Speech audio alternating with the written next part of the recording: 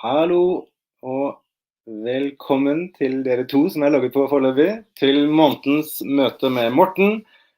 Dette er vårt andre møte, og for de som ikke var med på det første, så er disse møtene laget for å snakke om liksom dagens situasjon i Palestina, om relevante temaer. Forrige møte, det første i møteserien, så hadde vi et tema som het politiske spenninger. Da snakket vi om litt de politiske spenningene som er i Palestina, med utgangspunkt i en flyktningleir i Nablus. Men i dag så er temaet BDS, Boikott, Deinvesteringer og Sanksjoner. Og vi har fått to flotte gjester som skal fortelle oss litt om dette. Det er Alys Samson Estapè, som er europeisk koordinator for BDS-bevegelsen. Og så er det Mali Rossland, som er leder for boikottutvalget i Palestina-komiteen. Men før jeg skal slippe de til i møtet, så prøver vi jo en litt sånn ny måte å ha møte på nå, ved å sende live, og da blir det litt mindre sånn interagering mellom oss, men vi ønsker at dere skal stille spørsmål, og måten dere stiller spørsmål, det er ved å bruke kommentarfeltet. Så hvis dere bruker kommentarfeltet til å stille spørsmål, så skal vi sørge for at de spørsmålene blir besvart i løpet av møtet. Men da skal jeg skifte til engelsk. And I'm going to bring you in, Alys. This is Alys Samson Estapè. She is the European coordinator for the BDS movement. And without any further ado, I think I'll just give you the floor. And we are looking forward to hearing what you have to tell us. Thank you very much. Thank you for inviting me and for organizing this event, and thanks to all the work that Palestina Committee does. I hope that all of you who are listening to us, that you and your family and loved ones are all well. I'm going to try sharing my screen and hope it works. I hope it's working now. So I'm going to very briefly talk about the BDS movement today. And before I start, I always, since we're all suffering under this pandemic, I think it's always important to just remember exactly what do we mean when we are talking about Israeli apartheid. And what we're talking about is that the central axis of the founding ideology of Israel is to remove the Palestinian population, the indigenous population of their land. And we need to remember that in the Nakba, 75% of indigenous Palestinians were forced out. And even in these very difficult times, and I know these are very difficult times for all of us, so we need to imagine how even more complicated these times are for Palestinians who already live under the huge oppression of Israeli apartheid and are now also countering COVID-19.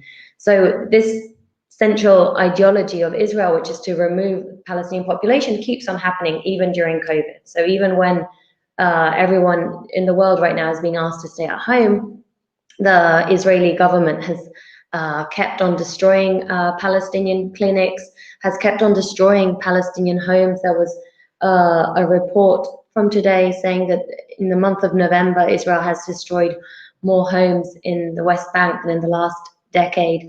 Palestinian volunteers who have been handing out informative leaflets have been arrested in East Jerusalem, and a huge, long, etc. And as Dr. Yara Hawari frames it, is not only does the occupation exacerbate the conditions that increase Palestinians' susceptibility to infection, but is directly responsible for these conditions. So it's important to understand that for example, in the Gaza Strip, after 13 years of Israeli blockade, there's for almost 2 million people, there are only 78 ICU beds. So that we all understand how this pandemic that is affecting us all doesn't affect us all in the same way, and how it interacts with the structures of apartheid, occupation.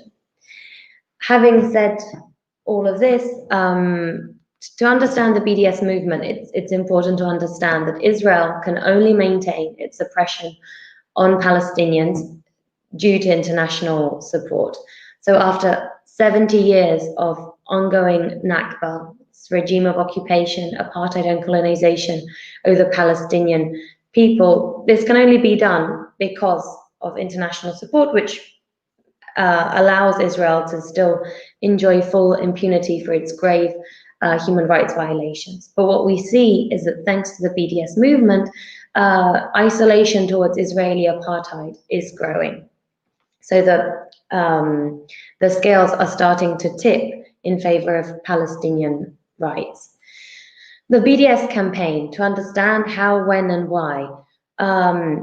The BDS campaign represents the broadest coalition of Palestinian civil society and is formed by over 170 organizations, including trade unions, including women's groups, and a huge, long, etc. And is still, to this day, the broadest Palestinian coalition of civil society. And it's important to understand that the call for BDS, which is launched on 9th of July 2005, is the result of seeing that these supposed peace negotiations in the end were only way to ensure that Israel maintains its power and its oppression over the Palestinian people, and were just allowing for Israel to keep on promoting its regime, which, as we saw before, is to remove Palestinians from their land. So a year after The Hague, which is still the most important court in the world, declared that the apartheid wall is illegal, has to be destroyed, and the Palestinian families who suffered from the wall have to be compensated, the largest coalition of civil society asks the rest of the world, please take an active role in ending Israeli apartheid. And as you all know, the BDS movement is inspired in the South African struggle against apartheid and also in the civil rights movement in the US. Boycott, divestments and sanctions to Israel is a non-violent strategy which rejects all forms of racism, sexism and discrimination. And it calls for civil society all around the world to boycott, to divest and to sanction Israel until three very basic Palestinian rights are respected, which are to end the occupation and colonization of all Palestinian lands and to dismantle the wall, to recognize the fundamental rights of the Palestinian citizens of Israel to full equality, and to respect, protect, and promote the rights of Palestinian refugees to return to their homes. Now, as all colonial regimes, Israel gives slightly more rights to some Palestinians than to others, which behind this is the logic to divide and conquer, trying to make it harder for Palestinians to organize. But the BDS movement ends this logic because it brings unity amongst Palestinians, since it represents what we can see nowadays, the three largest groups of Palestinian civil society: Palestinians in the diaspora, Palestinians living under occupation, whether it is in Gaza or in the West Bank, and also Palestinians in 48. And of course, the BDS movement is led by Palestinian population. So it also seeks to end this logic of the global north assisting the global south when it's actually Palestine. Therefore, the global south telling us very clearly what they're asking from us, which is that we boycott, divest, and sanction Israel until the three demands are respected. It's important to know also that we do not boycott on the basis of identity, but we boycott on the basis of complicity with Israeli apartheid. Still to this day, there are many international companies, for example, that are hugely profiting from Palestinian rights. And we'll see afterwards that most of our main campaigns are actually targeted to international companies. As I said at the beginning, we need to understand that Israeli apartheid can only exist to this day because of international support. So if we take responsibility and we care about Palestinian rights and we want there to be justice in Palestine, we need to understand that if we're not acting, we're contributing and we're allowing for Israel to keep on applying the apartheid system on the Palestinian people. So the very, very least we can do is to do no harm. And doing no harm means to make sure that the university we go to isn't investing in companies that are profiting from Palestinian rights, means that we make sure that our institutions aren't complicit with Israeli institutions, etc., etc. So the very least we can do is not do any harm. The BDS movement is a grassroots movement and is part of the social movements that organize seeking progressiveness and justice for all. What's also important to understand is that Israel, of course, is hugely profiting from apartheid on Palestinian people, and that what Israel does in Palestine doesn't just stay there. There was an article just today saying that dozens of Al Jazeera journalists have allegedly been spied through a program by the Israeli company NSO Group. And it's not a coincidence that the program used is an Israeli program. NSO is an Israeli company that sells its products and its knowledge to the Israeli military, who uses it to control Palestinians in the hundreds of checkpoints that the Israeli government has in the West Bank. So these Israeli companies profit from this military knowledge and then seek to export it to the rest of the world to repress dissent. So it's important to understand how Israel is using Palestine as a laboratory to develop all of these tools. Very clear data which shows this is that during the horrible bombings of Israel in 2014, which killed over 2,000 people, including 500 children, Elbit System, which is Israel's largest military and security company, its shares raised up to 6% after these bombings, because Elbit is one of the Israeli companies that sells its products as tested in combat, meaning that they test them first on the Palestinian population, and once they see if they harm or if they kill quicker, they sell them around the world using this label. Of course, as the BDS movement, what we try to do is we organize strategic campaigns which allow to explain the Israeli oppression of the Palestinian people. And of course, we organize effective and efficient campaigns. As I said before, the BDS movement is part of the progressive movement which seeks to ensure justice and equality and rights for all. Therefore, Palestine is part of the indigenous, anti-racist, feminist, LGBTQAI+, anti-fascist and climate justice movements. And as the BDS movement and as BDS organizers, we need to make sure that we are that we understand that solidarity is not unidirectional, and we're not just calling for justice for Palestinian rights, but we're part of this broader framework where we're calling for everyone's rights to be respected. And it's responsibility of all of us to ensure that there's no form of discrimination in the movement.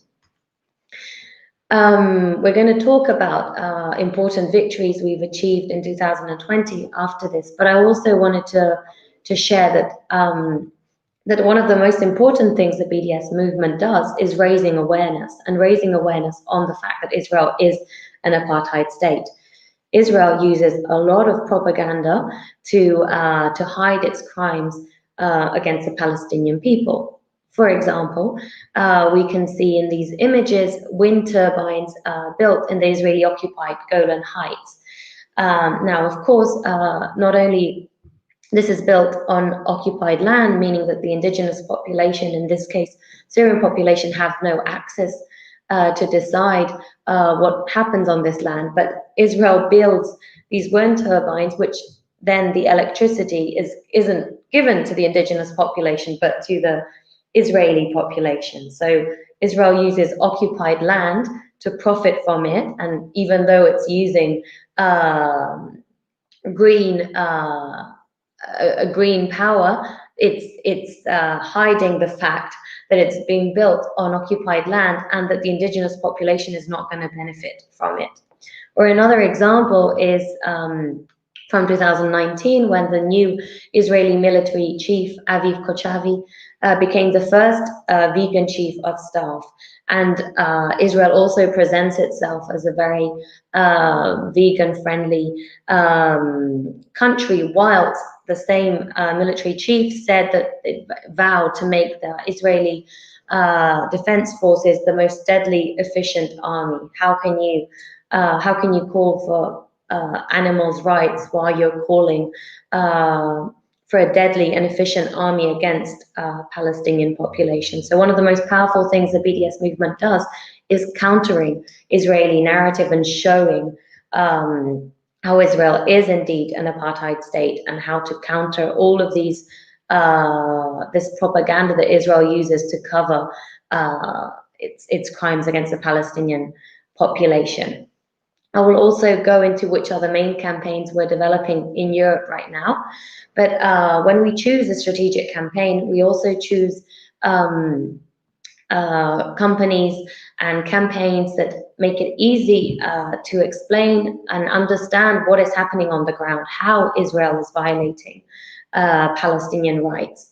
And we also seek for campaigns that offer opportunities for intersectional building so that we can organize with other groups. And of course, we look for objectives that have chances of succeeding. We always take into consideration context sensitivity. What works in Norway not necessarily will work in Spain, which is where I'm based in the UK, etc., etc. We all have very different realities. We also take into consideration gradualness of campaigns. Campaigns start low and then build higher and higher, and sustainability. We're all activists and human beings, and we need to think of campaigns that are sustainable for us to develop. The main areas we organize campaigns on are in the academic field, sports, cultural, economic, and institutional. It is very important, as I said before, that when we organize, we are strategic. It sometimes happens that we obsess about the three letters and we want the B, the D, and the S to be in our victory. But it's important to understand that lots of our BDS victories aren't, the word boycott isn't even in there. So it's about us being strategic and understanding what language is best to use in each occasion to ensure our victory and to ensure we're contributing to ending complicity with Israeli apartheid. As I said before, again, it's important to remember that this is not just about Palestine, but it's part of the progressive movement that is seeking to end injustice everywhere. And that's why it's very inspiring to see how the BDS movement more and more is making sure that it's part of this anti-fascist, anti-militarist, anti-racist, and feminist organizing. When we think of a campaign, it's always very important to think that what we're fighting against, who we're fighting against, are very powerful. So the campaign doesn't only stop once we achieve our victory. We always need to think of the backlash and to accompany and to be there to make sure that companies, artists, after receiving lots of pressure, don't change their mind. And as I said before, we don't only focus on the result, because very important part of what we do is encountering this narrative. So we don't only focus on the end result, if we achieved a victory or not, but what's important is raising awareness, explain what's happening on the ground, explain how this is possible thanks to European institutions and companies, etc., etc. Going on to the main campaigns we're working in Europe right now, I'm sure many of you will know the French insurance company AXA, which is the second largest insurance company in the world. It is currently investing in 3 Israeli banks, which are banks that directly finance and maintain the Israeli illegal settlements. This campaign has been going on for 3 years now, and we're really happy to say that we managed to achieve that AXA divested from Elbit Systems, as I said before, the largest Israeli military and security company, the campaign continues until AXA fully divests from the Israeli banks. We're also promoting legislation to make sure that trade with the illegal Israeli settlements ends all around Europe. Regarding CAF, we'll hear more from Mali after me, but CAF is the Basque company which in August of 2019 won the tender to build and expand the Jerusalem Light Rail jointly with Shapir, which is an Israeli company which is in the UN database of companies which are operating in Israel's illegal settlements. And the campaign is calling for CAF to abandon this project, since the Jerusalem Light Rail takes place in occupied Palestinian land and seeks to connect the different Israeli settlements. Last but not least, we're also working on Puma, which is the German sportswear company, which is currently sponsoring the Israeli Football Association, which also includes teams from Israeli settlements. And we're also calling for Puma to stop sponsoring the Israeli Football Association.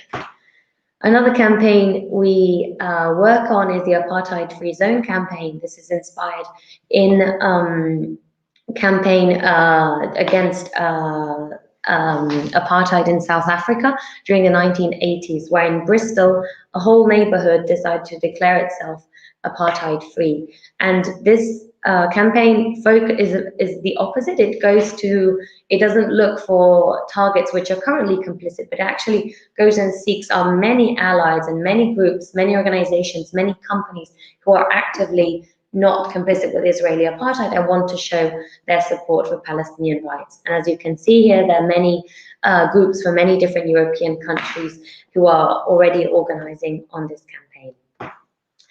This is just to show that we've also got festivals, in this case in the Spanish state, who have also declared themselves apartheid-free zones. In one case, it's a cinema festival, and in the other one, it's also a cinema festival. Apologies, they're both two different cinema festivals.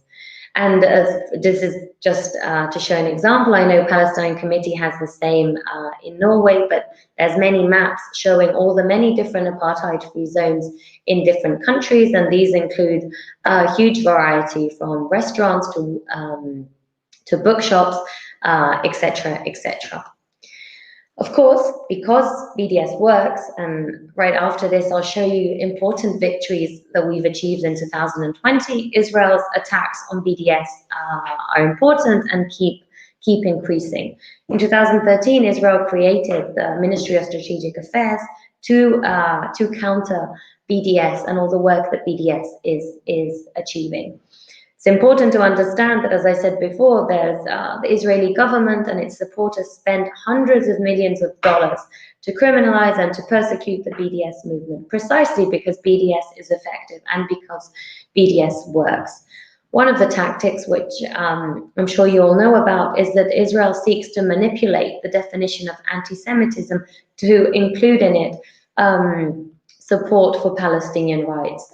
The BDS movement is a profoundly anti-racist campaign that seeks to end all forms of racism, including anti-Semitism. And by doing this, Israel is actually making it harder in a time which is incredibly worrying, where all forms of racism and the far right are rising, makes it harder to identify real anti-Semitism, which, as a BDS movement, of course, we also aim to seek.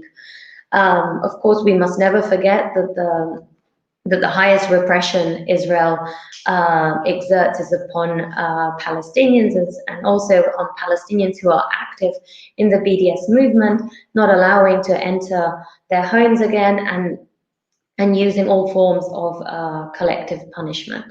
It's important to say that a year ago, over 40 Jewish organizations all around the world, and you can see here Jewish Voice for Peace is one of them,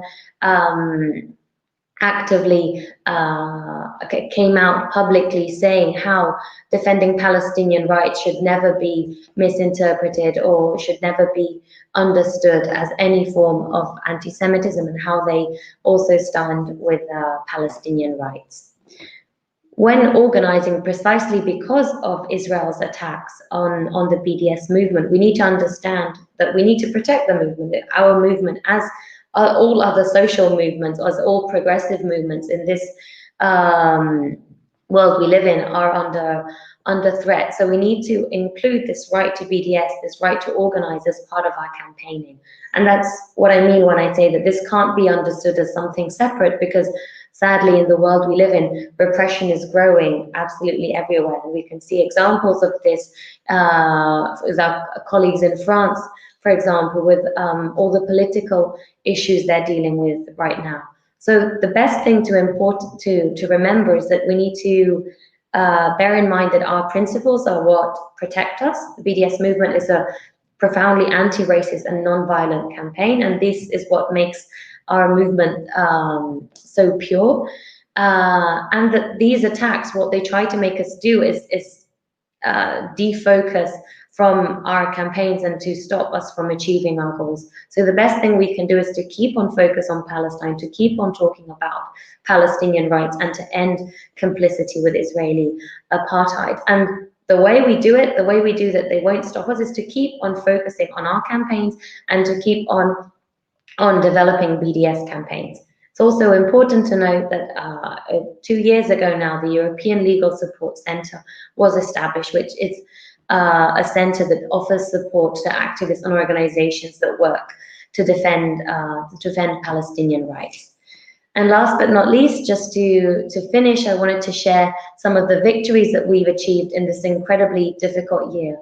So there were over 720 leaders from the global south that called at the UN to impose sanctions on Israeli apartheid, which is an impressive number, and it helps us to get the call out there how sanctions on Israel must be imposed.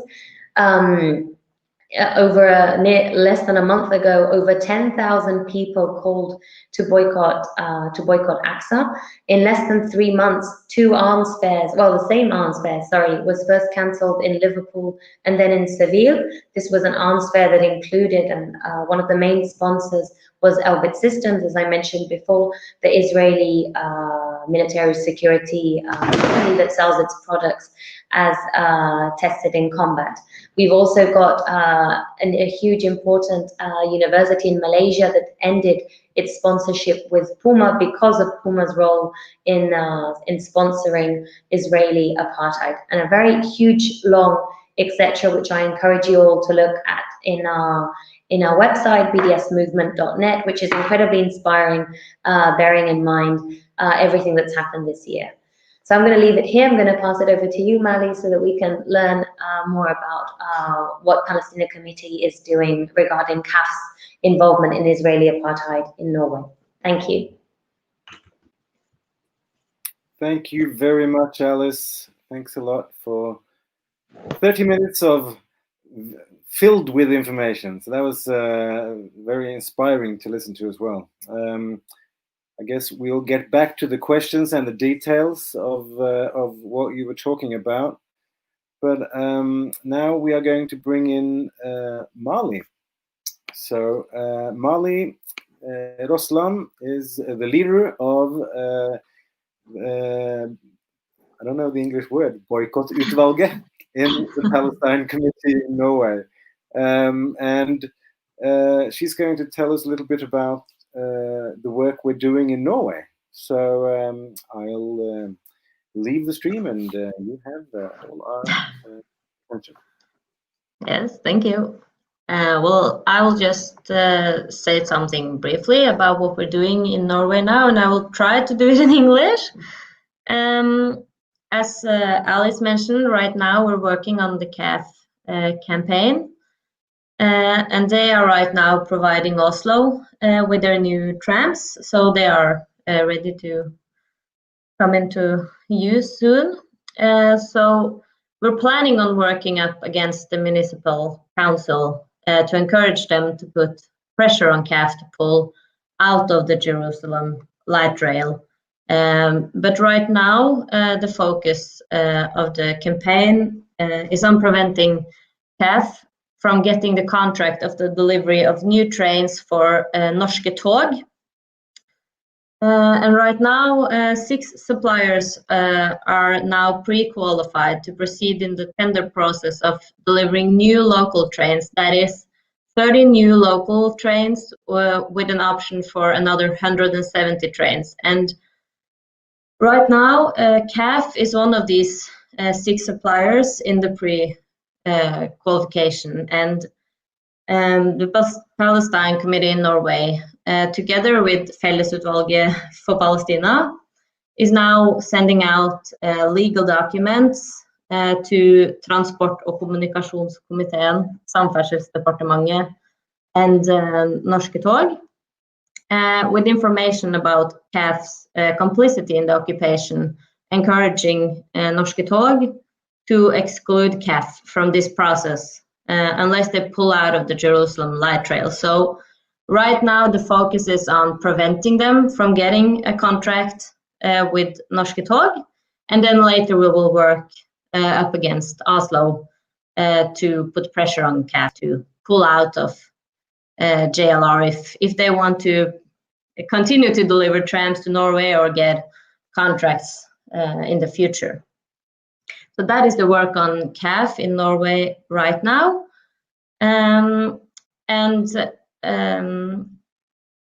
We're also working on what we call Boikott, or boycott in the municipalities. We're working on getting them to decide to refrain from goods and services from Israel, like Tromsø and Trondheim, amongst others, has now decided. Oppland fylkesting has decided to refrain from goods from states that clearly is occupying in violation of international law. So that is also something that we can work against, different ways of saying that we will not buy goods and services from Israel.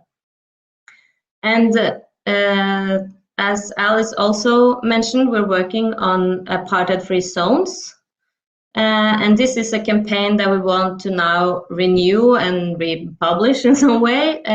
Right now we have 69 apartheid-free zones in Norway, but we want those numbers to go up. And this is a very low-key kind of campaign that everybody can participate in. Just ask your local store, your local restaurant. Right now it's not that easy to go to stores and restaurants to talk to people, but ask them if they want to be in a apartheid-free zone and be a part of the solidarity with the Palestinian people, and to make sure that our local environments are free from goods from states that are breaking international law. And I know that also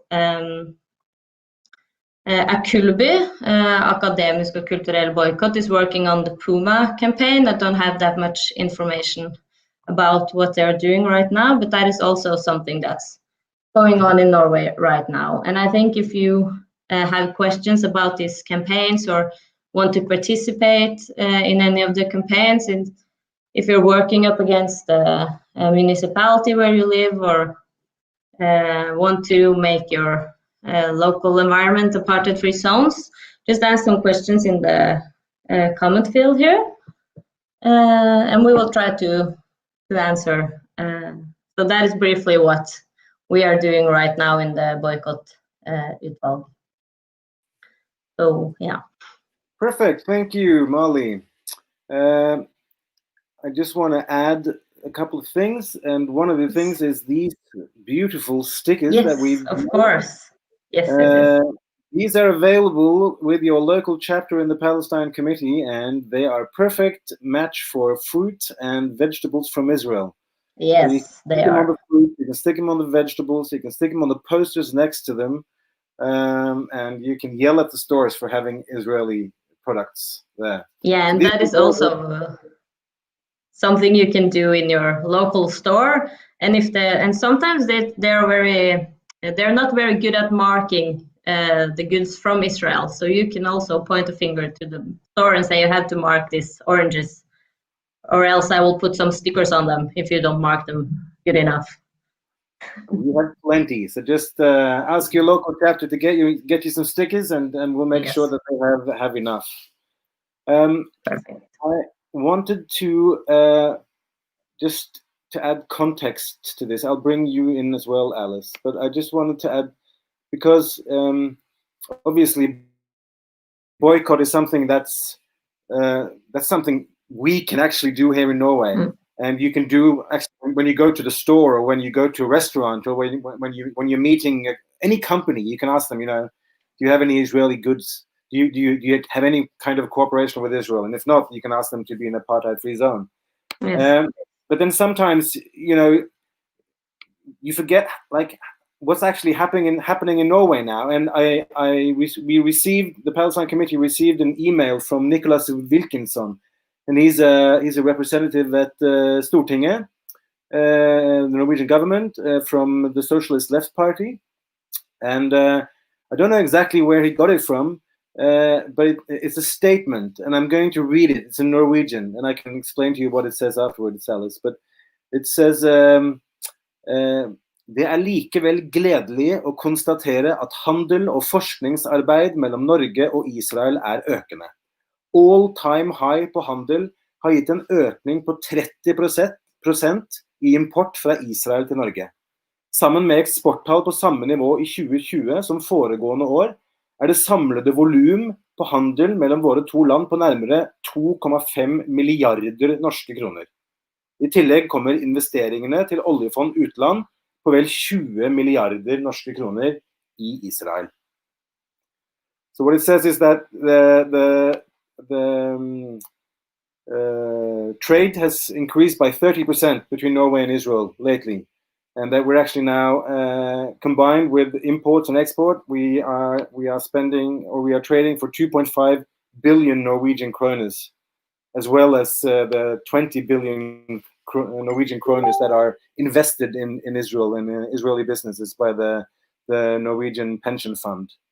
So Norway is deeply complicit in what's going on and the occupation of Palestine, and that's why we have to get involved, and the best way to get involved is here in Norway.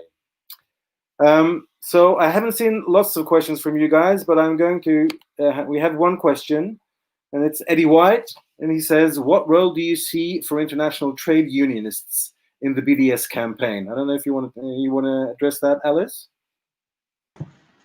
Sure, and thank you for this question. Actually, trade unions have a huge role to play, and it's incredibly inspiring to see how in Norway you've managed to get 8 trade unions to call for the boycott of CAF from public tenders, sorry.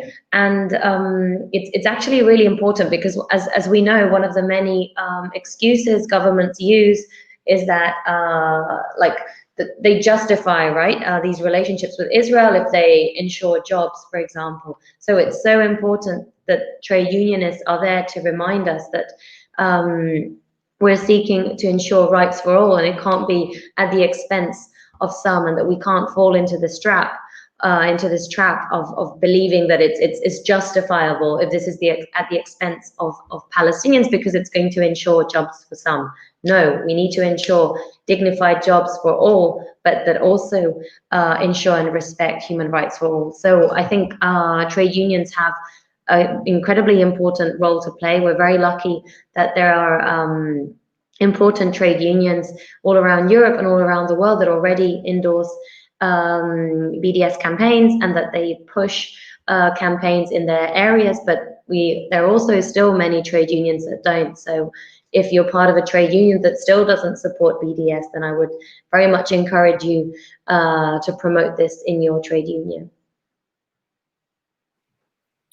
Agreed. And also the work in the trade unions has led us to a historic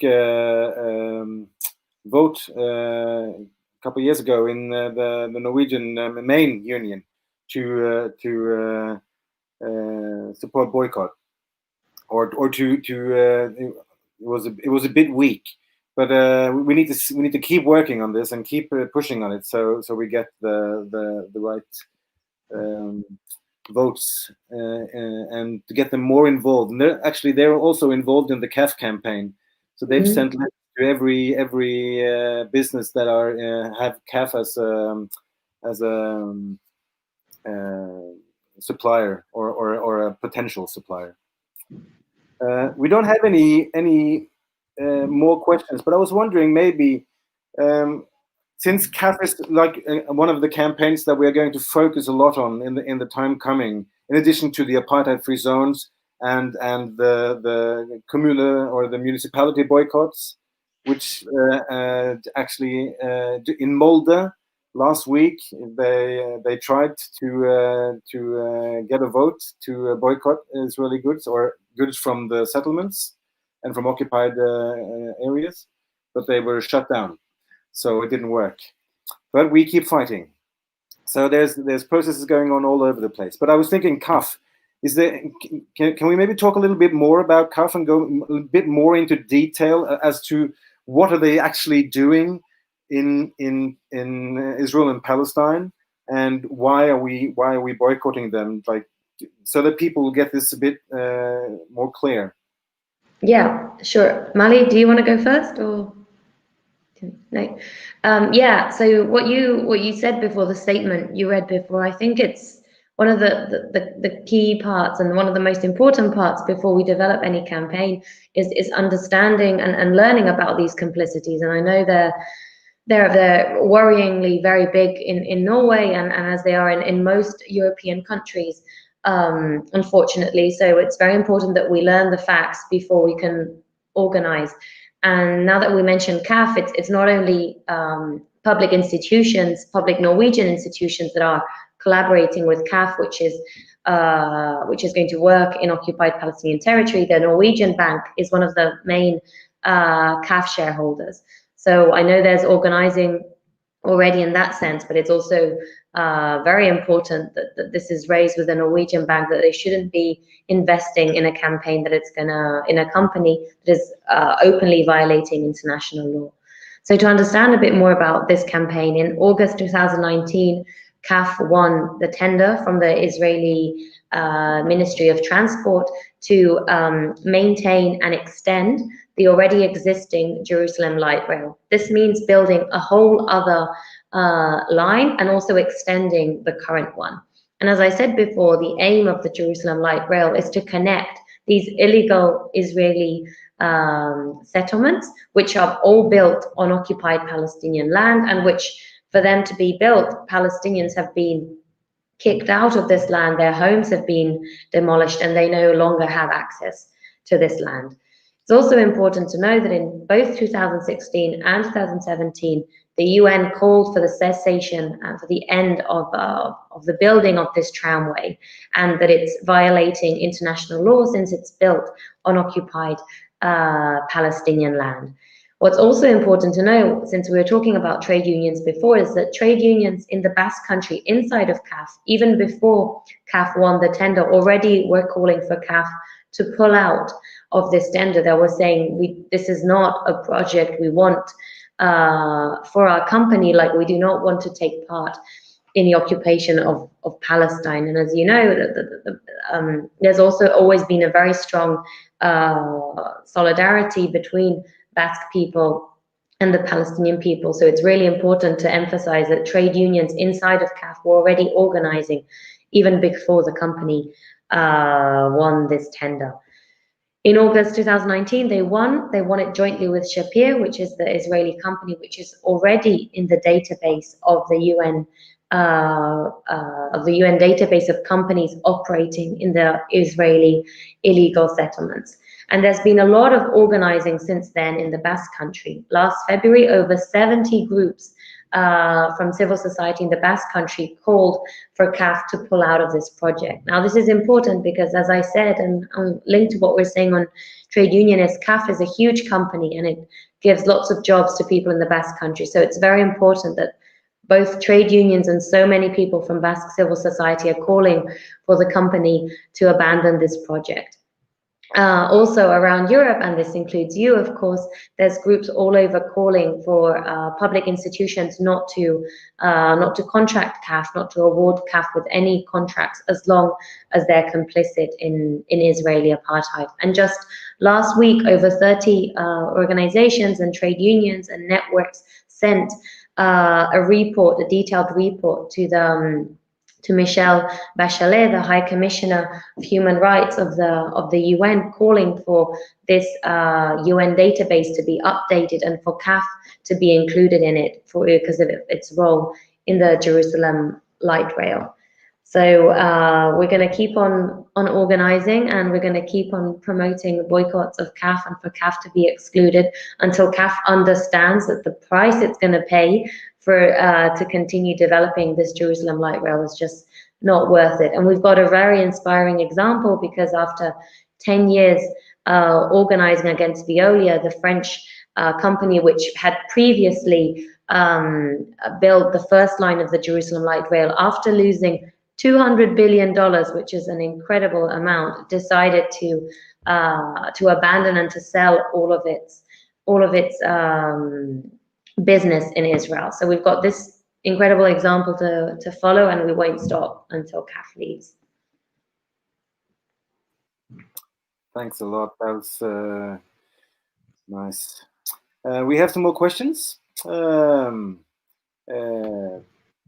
This one, there's a bit of a misspell here, but is there an updated source of information on illegal exports from occupied Palestinian lands? So where can you find out what to boycott? Molly, do you want to say something about this? Yes, we have a list of goods on Palestina Komiteens webpage. We need to update this list frequently. So there it is now. Put it in the comment.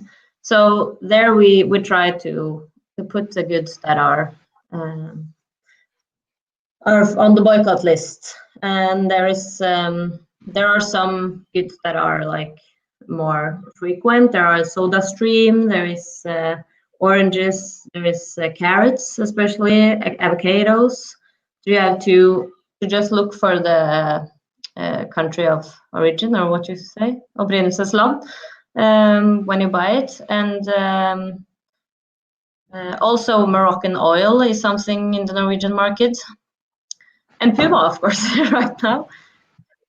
There's always sometimes I get surprised by what's actually from Israel, and I tend to tell people and try to do it myself that when I notice something that's Israeli origin, I take a picture and I put it on Facebook, because this way we can help each other to find to be, because usually if it's in one, because now we have like 4 big chain stores in Norway, and that's pretty much it.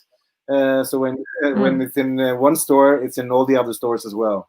So like the potatoes, there at some point there's only Israeli potatoes almost available in the stores in Norway, and then we can. And also this, as you said earlier, this vegan thing, Alys, or this Helsans kjøk.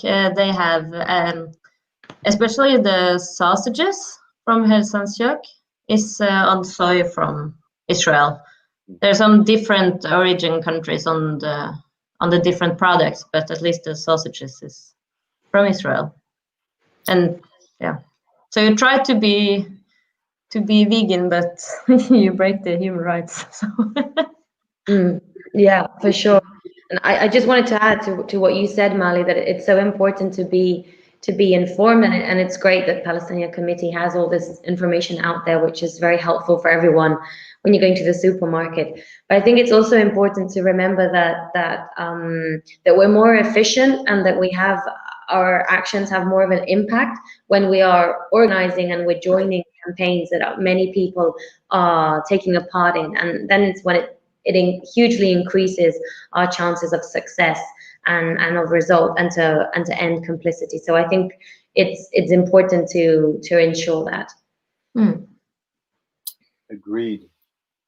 All right, so now we're coming to a question that I was expecting to come, because it always comes when we talk about BDS, and it's an interesting one because I think in Norway, when I've been standing in the streets and handing out flyers and stuff, most people support. I mean, a large percentage of the population that I meet support BDS, but when it comes to academic and cultural boycott, people are a bit more worried, and people are a bit more, no, I think dialogue is better than boycotting. I think, and Lina,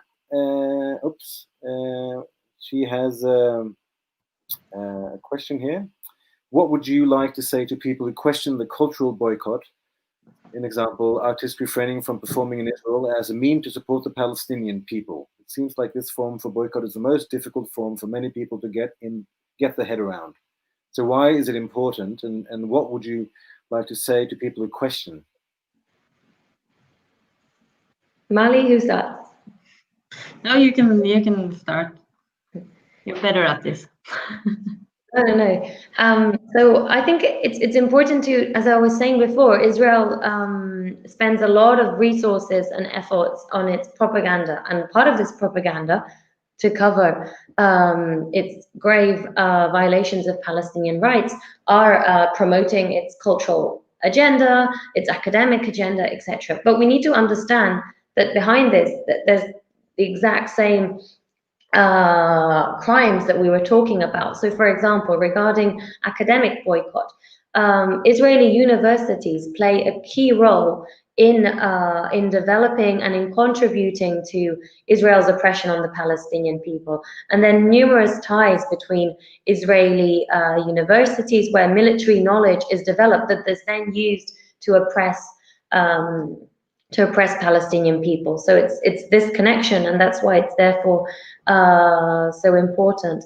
And as I said before, we never boycott identity. What we boycott is complicity. So if there's an Israeli professor, then his or her capacity is traveling, is going somewhere, we'd never call for a boycott then. When we call for a boycott, this person is representing an Israeli institution which is complicit in Palestinian rights. Therefore, that's why I said it's so important before we start any campaign to be informed and to know about whether we're following the BDS guidelines or not. But it's important to understand these relations. Similar with the cultural boycott, Israel tries and bring well-known and international artists to Israel to show it as another place where artists can perform, and of course using as a distraction to hide over the fact that it's to what it's doing to Palestinian population, whether in the Gaza Strip, in the West Bank, to Palestinians, the diaspora, or Palestinians in 48. For example, let's take the example of Eurovision, where I know that many people listening today took an active part in calling for Eurovision not to take place in Israel. And there was already something important that happened due to international pressure. Let's remember that Israel wanted Eurovision to happen in Jerusalem, and thanks to organizing, they didn't manage to succeed in that. It still happened in Tel Aviv, and of course, Israel was showing itself as another country, and this enters the logic that maintaining business as usual is totally covering for its crimes against the Palestinian people. So that's why it's so important. And there's been really well-known artists that have cancelled their shows in Israel in a really inspiring way. And it was Lord who said, I cancel my show until I can offer a show to both Palestinians and Israelis in an equal capacity and guaranteeing their equal rights, because this isn't happening right now. And we need to, whenever people ask and have doubts about this, is exactly the same as when artists didn't agree in performing in the US when there was segregation and Black people couldn't attend concerts, or during South Africa during the time of apartheid, where also Black people weren't allowed to certain parts. So it's exactly the same, and that's why it's so important to counter this propaganda that Israel invests so much money and efforts in. And I think it's a very important distinction, right? As you mentioned, that we don't boycott identity, we boycott complicity. And this is I think especially in academic and cultural boycott, this is difficult. Because when it comes to, and this is a nice bridge to the next question as well, when it comes to boycotting products from Israel, we kind of tend to say we boycott Israel, right? So anything from Israel we boycott, right? And the next question is kind of regarding that, but because it's Lina, she says, Lina Snekvik, she says, regarding goods and food from Israel, it is often argued that the goods, vegetables, etc. coming from Israel are not from the occupied areas. Hence, it is okay to buy them. But is it really? Again, we would need to know where these goods and vegetables coming from. If they're coming from companies, from places that respect Palestinian rights and respect the 3 demands of the broadest coalition of Palestinian civil society, then it'd be fine. But unfortunately, most of the cases, that isn't the case, and it's contributing to the Israeli apartheid economy, which is actively also contributing, when we're talking about economy, to de-develop existing Palestinian economy and situation the Palestinian population in always in a de-developed conditions, which make their life, of course, much harder. So it's difficult because Israel also plays a role in hiding where its products come from. There's many products that do come from settlements, but as long as it's Israel who decides how to label them, then it's absolutely impossible not to know. That's also why there's the settlement laws we're trying to promote in different countries are so interesting, because countries are going to have to find ways to ensure that Israel is rightfully showing if products are coming from occupied territories or not. Because right now, as long as it depends on Israel, it just calls everything as coming from Israel in order to allow trade. So that's also an interesting effort that's happening. And there's the big differences between the cultural and the academic boycott, because it's a lot easier to find out who is complicit, who is cooperating, who is doing what, while the products, we don't know. We just know they're from Israel. And we had an example here in Norway last year, or maybe earlier this year, actually. There were some potatoes, and they were bought from Israel, and they were taken to Norway, and then they were repacked in Norway, and they were sold as though they were Norwegian potatoes, with this Norwegian farmer saying, you know, she's a farmer in Drammen or wherever, I can't remember where she was, and then it says potatoes from Israel. So they were just repacked in Toten, I think it was, maybe. Yeah. So it's it's a lot harder to find the actual origin of a product. All right. Well, there's no more questions. So I don't know if you guys have anything you want to add in the end. I don't think there's a point talking if people don't have any questions. Maybe you were so clear that people are completely Yeah, I just want to end saying that it's always very inspiring seeing how people all around are organizing, and really it's amazing seeing what you're all achieving regarding the CAF campaign. And I think that it's important that we all reflect about our individual and our collective role in being very aware that this situation of terrible oppression that has been going on for over second decades can only happen because of as I said before, because of institutional, because of business companies. So it's our role to make sure that this ends. And it's going to be very similar to when apartheid South Africa ended, that nowadays everyone is against it. And I'm sure that the same is going to happen when Israeli apartheid ends. So we need to make sure we're on the right side of history and that we're doing all we can to ensure that complicity with Israeli apartheid ends. So thank you very much for having me and for organizing this event. Thank you, Alys. Molly, do you have any final words? No, I was actually going to say the same thing about being on the right side of history. It's important to be writing the right history and not the wrong kind of history. And I also think, just regarding the questions about boycotting the products and what you say about complicity or being a part of something that is suppressing and not it doesn't really matter if you're like actually suppressing or if you're part of the system. So if you're part of the system, you're part of the problem. So I think that is like the answer for people that are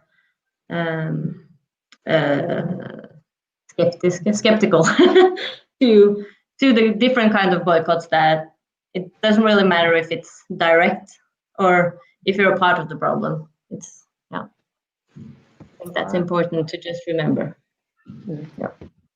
All right, thank you very much for taking part in this meeting and sharing your knowledge with us. It's been really interesting, and I want to add that as well as it's important to boycott Israeli products, it's also important to support Palestinian products. And we have a Palestinian store in Oslo, we have a Palestinian store in Bergen, and if you're wondering what to buy for Christmas, it's a perfect place to go. They have all kinds of stuff there. They have spices. They even have Palestinian beer without alcohol, but still. Yep, Molly? Yes, and also go check on the Palestina Komiteens webpage on the apartheid-free zones and buy your food and your products from those stores. Support your apartheid-free zone. Yes. And remember that no one can do everything, but everyone can do something. So just do what you can, act locally, when you think about and get these stickers. These are excellent. All right, so with that, we'll call it a night. So I want to wish everyone a Merry Christmas and a Happy New Year. We'll be back in January. I'll try to get notice of the subject and who's showing up a bit earlier than this time. But thank you once again, Alys and Molly, for taking part. It's been really, really interesting. So, so long, everyone. Thank you. Thank you.